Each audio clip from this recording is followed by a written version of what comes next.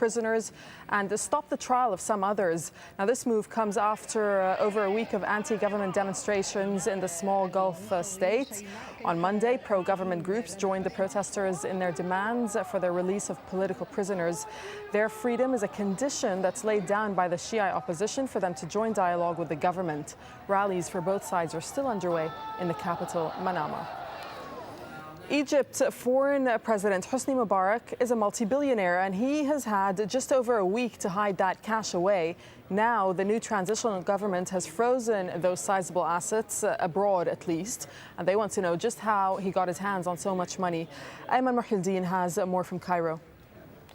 Egypt's general prosecutor has ordered the financial assets of former President Hosni Mubarak and his two sons that may be abroad immediately frozen. Now, he has instructed Egypt's foreign minister to deal with his counterparts and other financial institutions abroad to immediately freeze all of the financial assets belonging to the Mubarak family, which by some estimates has reached $70 billion in various forms across the world. Now, this is obviously one of just many high-profile investigations and similar orders that have been ordered by the general prosecutor against senior members of the previous regime. Now, other investigations that are currently launched also have to deal with how the president here in Egypt acquired such a vast amount of wealth in his nearly 30 years in office. It's also looking very closely into the business dealings of his two sons with other various officials and business people here in the country. It is just one of many investigations that Egyptians want launched in a new era, they say, to fight corruption among officials, and one they hope will help this country move forward through this transitional period.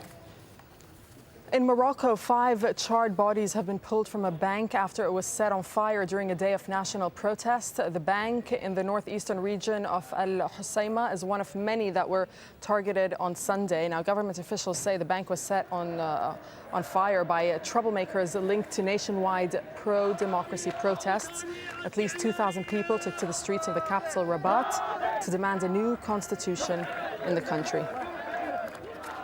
Let me bring you up to date with the latest from Libya. And live rounds have apparently been used against protesters in the capital, Tripoli. We're getting reports that 250 people have been killed on Monday alone.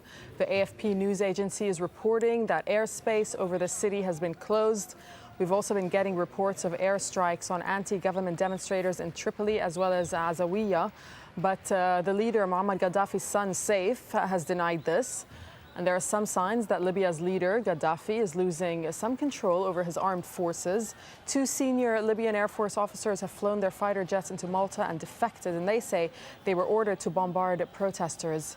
Well, it's not just Air Force officers who are deserting Gaddafi. As many as 9 Libyan diplomats from around the world have resigned from their positions. Libya's deputy ambassador to the UN has called on Gaddafi to step down. The U.S. Secretary of State Hillary Clinton has described the violence in Libya as unacceptable bloodshed. That's what she said. And she's called on the Gaddafi regime to respect universal rights. All of this as Gaddafi's second eldest son, Saif, announced that he has set up a committee to investigate the incidents taking place in the country.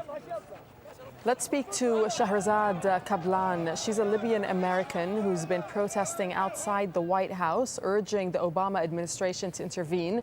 Her father was forced to leave Libya, in fact, as he was deemed a dissident. Shahrazad, thank you for talking to Al Jazeera.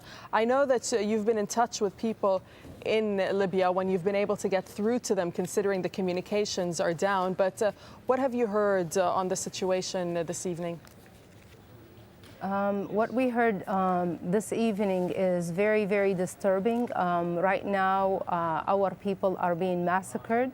The Libyan government has taken all necessary actions to eliminate everyone in the country.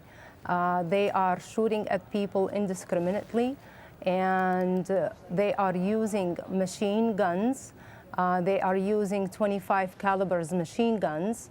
They are not discriminating between who is outside or inside homes. They are shooting on children, women, civilians. The number is rising by the second. We are today asking the world to demand an immediate cease of this madness, of this atrocity, of this genocide. Okay, you're over there in Washington. What do you call on the White House to do? I'm calling on the White House to demand a stop immediately at this second of the atrocity that's going on. We have been calling the White House. I called the White House myself. I called Madam Secretary Clinton myself. I called her press secretary. I've done everything that we can here as American citizens, asking for our administration to stop, to demand a stop for this genocide.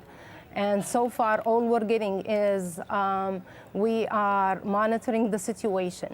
At this point, there is no monitoring of a situation. The situation have escalated to a point where people are dying every single second. And we are demanding an immediate stop for this genocide. Okay, and just if I can ask you, I'm just reading a note here that the people that you've spoken to in Libya say that they witnessed 2 airplanes landing with mercenaries in Libya. We have heard these reports over the past few days, but what more can you tell us from those people that you've spoken to regarding this issue? For the last 3-4 days, we've been getting so much information, and we are putting an archive of all the atrocities that are going on. And I can't tell you because I've been getting so much to the point that I cannot keep up with the information that we're getting. We can confirm that these are planes landing in different places. Where are they coming from? Of the country. We don't know. All we know that they are carrying mercenaries from different countries, different nationalities, different colors. Right now, they're saying they are from Africa because that's what, so far, the people who arrested and killed are from that area. We have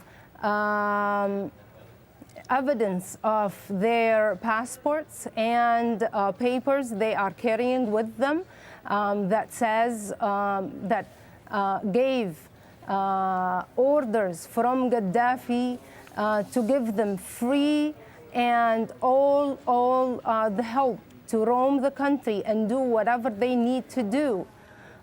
We have proof of those documents. Of course, different channels are saying we can't confirm because he has put a grip on the press not to be inside the country. Right now, our people is the press for us.